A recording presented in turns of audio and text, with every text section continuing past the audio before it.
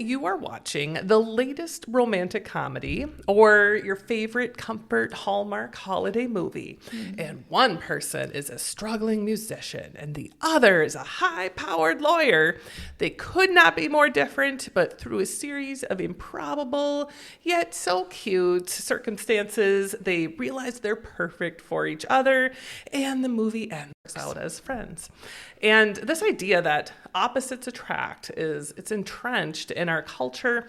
And many people think this is true, that people who are very different are more likely to fall in love or form some type of relationship, or that that's a successful way to have a relationship, to find that opposite. And so today we'll be digging into this a bit more. Does research actually show that opposites attract? Ooh, I'm excited. We'll see. My name is Emily Stark, and I'm a social psychologist. And my name is Karla, and I'm a cognitive psychologist. And this is Brains versus Beliefs, Debunking Psychological Misconceptions.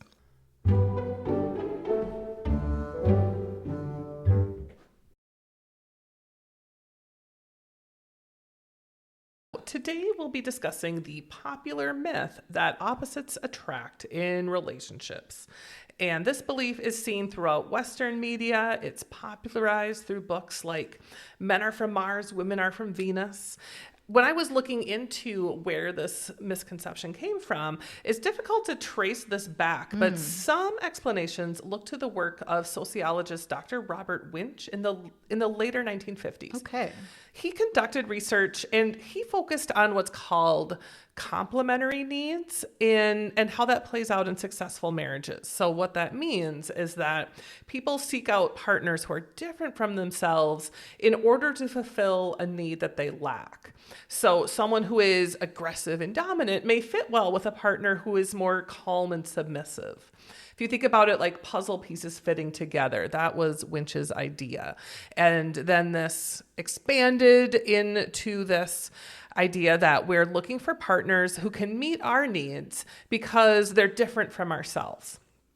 I do want to note that other researchers have not always replicated this. So other types of relationship studies don't always see this clear pattern of complementary, where like one partner might be high on a personality trait and another person is low on a different personality trait in a way that makes them fit together nicely. So some studies don't show this pattern of complementary matching. Other studies find, it really depends on the personality traits you look at. Right.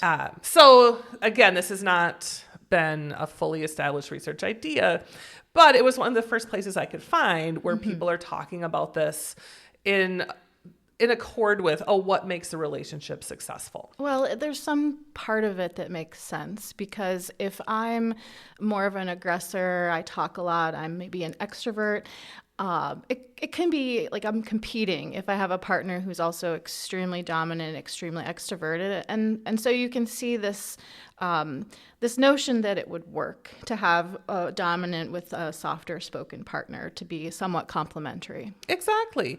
And that is why I think this has caught on. This idea has really been extended well beyond Winch's initial research as like confirming that opposites attract in relationships. And like I said at the outset, we see this across so many different types of media. We see it in fairy tales, comic books, Disney movies, popular sitcoms, and we cannot have this episode without mentioning Paula Abdul's 1989 hit Opposites Attract. In that video, she was dancing with a cartoon cat, which I think is taking the idea of opposites attract maybe far, It's a bit far. It's a great song. It is a great song. And in fact, since we were recording and leading up to this episode, who doesn't have this song in their head? Exactly. Right? and we'll stop short of singing, Emily. We do not have the rights to play it on the episode, unfortunately. We shouldn't do that anyway. Well, and if we could take this fanciful idea of Paula Abdul and then swing way in the other direction, I did find something from science, and there's a law called called Coulomb's law. And it's all about, if we can go back to maybe your science classes in high school, this electromagnetic charge, where if you think of batteries or you think of large magnets, maybe even a comical way, where we have positive attracting negative. We see this in electronic particles, we see this in magnets. And so positive versus positive is going to repel, negative versus negative is going to repel. And sometimes these sorts of hard and fast laws in science can creep their way into popular culture. So perhaps opposites attract has come far from, Paula Abdul's hit to something that has been in stone for a long period of time ago. Absolutely. I definitely remember playing with magnets, and you put the two positive poles together and they push away. Yeah, stuff like that gets layered in our minds, and it means we don't question it when these ideas of opposites attracting come up in other places. Like I mentioned, Disney movies, we see a prince or princess falling in love with someone of a different social class is common if we think about like maybe Cinderella, or whether it's social class, whether it's personality traits, we see this repeatedly where people are romantically paired up. They match up characters that seem really different from each other. Think of all the teen movies with like nerdy guy and popular girl, or popular guy and nerdy girl. It's re-emphasizing this. We see like neat freaks who learn to love their messy partners. And that could relate to that complementary, like, you need someone to manage your life if you are maybe a little more disorganized. Absolutely. And we see, like I mentioned, those Hallmark movies, these career-focused men and women who perhaps then change their minds or appreciate a different lifestyle when they're paired up with someone who's different from them. Yeah, calling out our age a little bit, Emily, we saw these examples in Disney movies and we talk about the Hallmark trope. However, there is a lot of this in the influencer culture where we see relationship experts and, not to fault influencers because there are science influencers and psychology influencers, but maybe they don't have any credentials, but they're going to rest on this idea that opposites attract, finding people that call themselves like a relationship alchemist based on polarity of positive versus negative and complementary traits. It's taking this idea and it's monetizing it. And if a lot of people believe that it's true and it's ingrained in our culture, we really have to think about the implications of something like this phrase, opposites attract. Absolutely. It did not take me very long on YouTube to find a huge range of clips of people with, again, their relationship influencers. They're out here giving advice on relationships. And as you can hear in this clip, they are promoting this idea that opposites attract. I'm often asked, do personality styles play out in relationships? And the answer is, overwhelmingly, yes, they do. In fact, we are drawn to our personality opposite. Many times we are mirrors of each other, as we know, for all of the coaches out there. We attract what and who we need to learn more from. It is a fascinating idea that opposites are drawn to each other. Couples who seem to have no overlapping areas of interest. They live in almost separate worlds. One might be into, say, sport and business, and their partner's involved in church and music, and yet somehow they were drawn to each other. Opposites do attract.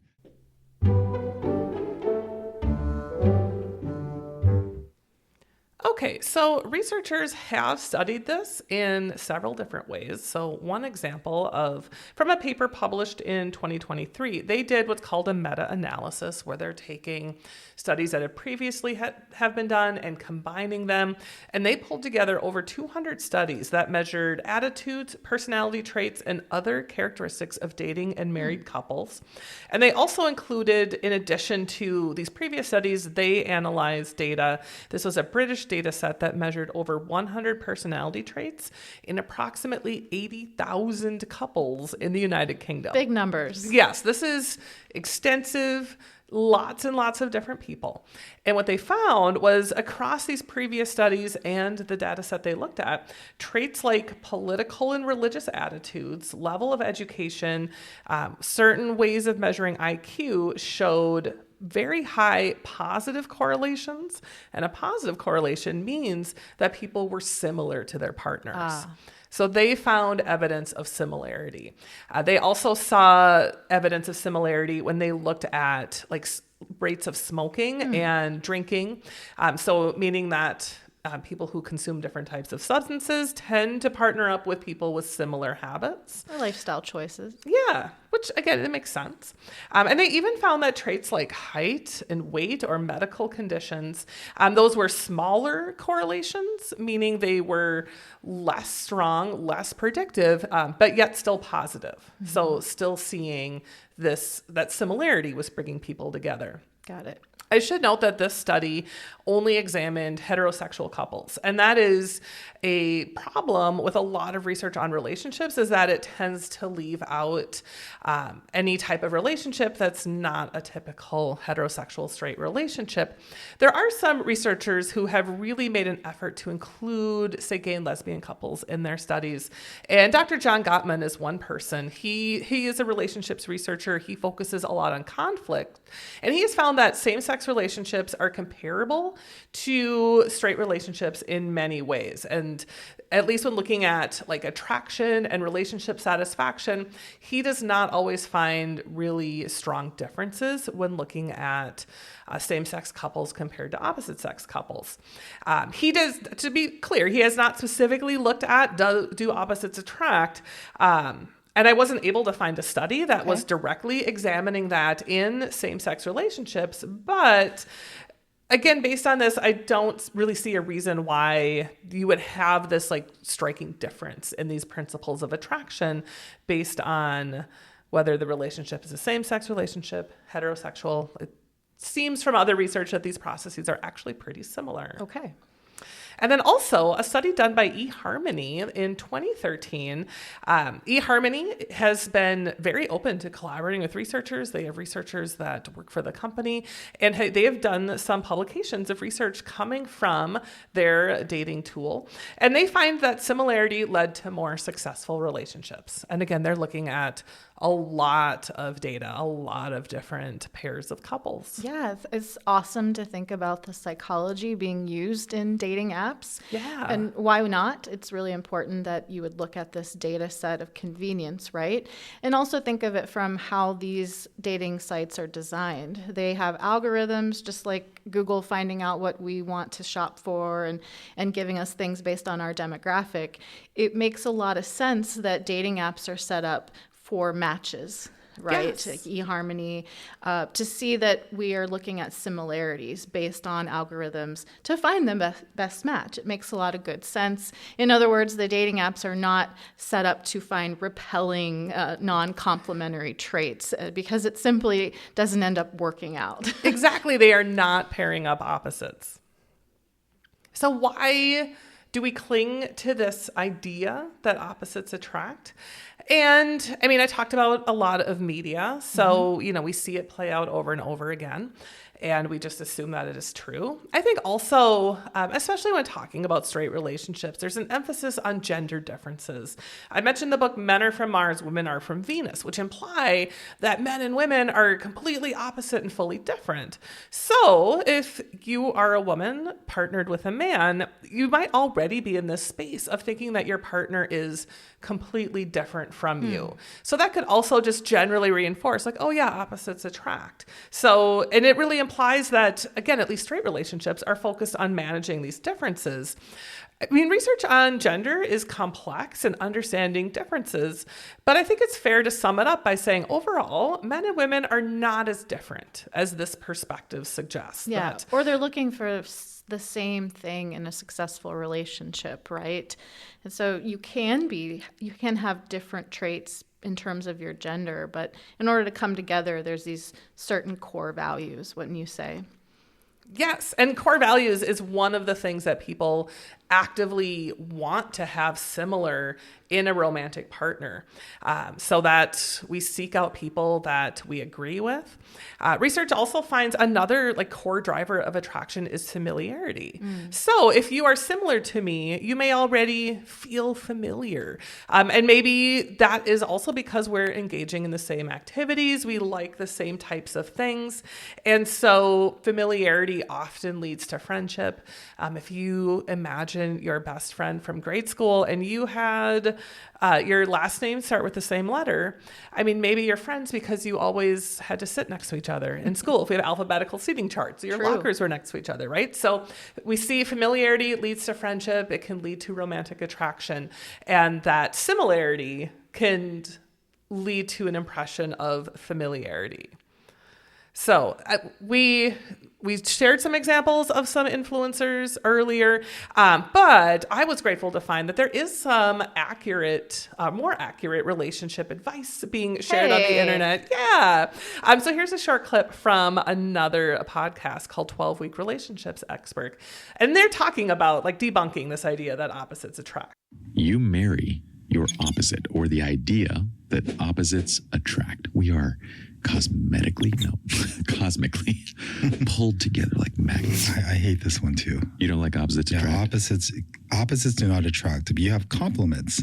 I think people, they mistake it for well, if this person's really talkative and the other person's more reserved, that's opposites. It's more of a complement in personality because they probably have the same values. They have a similar life. So in terms of their communication styles, maybe it looks opposite, but there's just a complementary lifestyle. Opposite means you go to church, I smoke crack, and we come back together and we're like, dude, opposites attract, right? I had a whole experience too, man. Let's talk it out. It makes no sense. That's opposites attract. Here, they're discussing that idea of compliments. So acknowledging we might be different in some ways from romantic partners, and then maybe that can allow us to fulfill different needs or roles in a relationship. But it is still important to us to share those core values and beliefs. Yeah, I mean, when we think about this, do you think about your maybe grandparents or even great-grandparents and this law of proximity, where you're only able to have a dating pool that is restricted to where you live? People weren't moving from one part of the country to the other.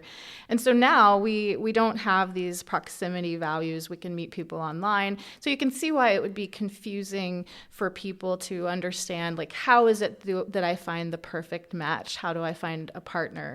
And so you had mentioned these deal breakers, and we think of what relationship deal breakers are. I mean, maybe it's that you are a Vikings fan and you don't necessarily want to go to a Packers game. That could be a real opposing deal breaker. And as funny as those sports norms are, there are real core values that people, they desperately want to be aligned with. When we think of religious beliefs, we are currently seeing a lot of political differences come to light, especially in Gen Z. Men and women are kind of scaling out to fall on different sides of this political spectrum, where it can be quite difficult. If this doesn't match, if I don't match in terms of someone's religious beliefs or political beliefs, culturally we can have a real problem finding people to date because those deal breakers have actually been broken at this point. Yes, and that's why it's important to have an accurate understanding of what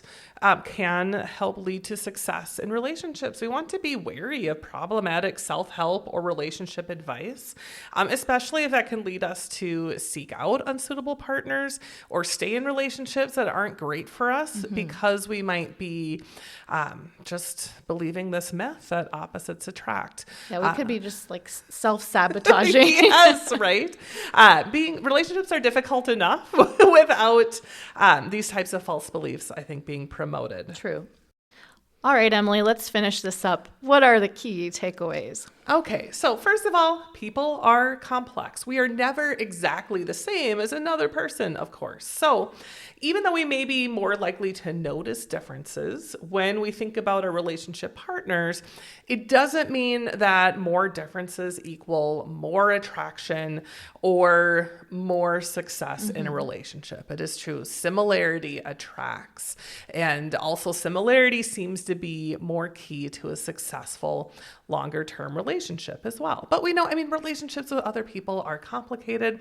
There's certainly never one simple key that can just explain, here's how to be successful in a relationship. Of course, unfortunately, it is not that easy. But overall, we know opposites attract. That's just a myth. And that similarity is what really attracts. You heard that here on Brains versus Beliefs. You can learn more about this podcast on our website called communicatingpsychologicalscience.com. You'll find references and a link to the episode. Feel free to contact us on our website with any comments or ideas for future episodes, and follow Brains versus Beliefs wherever you find podcasts. Thanks for listening.